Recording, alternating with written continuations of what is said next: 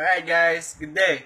So, today in my social psychology class, we were put into groups and then my group was assigned to give you guys a very quick rundown about friends based on a social psychological perspective.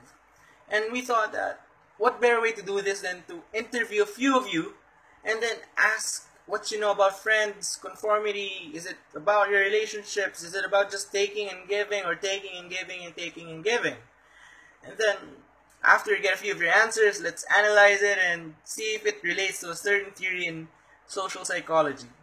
Alright? Let's see what we can do.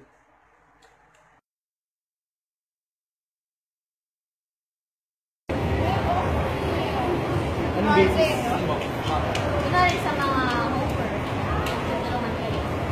Diyan na sa kutagi, hindi naman lagi ibigay lang ng bigay, kailangan hindi dapat. Parang ano naman, dapat napaka lamasa. Kasi masama loob ko. Masama dahil parang benefit, nagiging beneficial.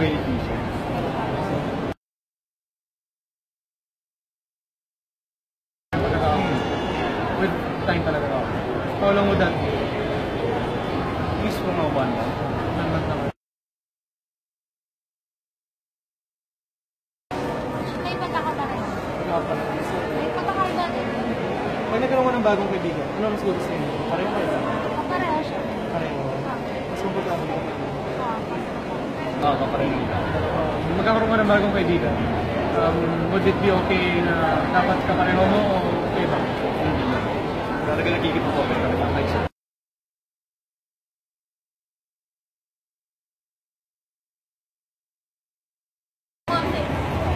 Yung kunwari, apat yung Talaga may expected mo.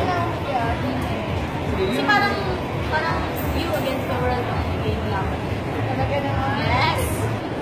Depende kung ano yung mas malupit na gagawin natin. So hindi basta-bastang sa minority majority. Oo. Di ba, ikaw gusto mong mag-writing, ako gusto mong mag-jump. Hindi din tayo sanay. Sige. Yun lang naman kuya. Thank you ah. Salamat sa oras. Age pa lang. Age. 19. Thank you.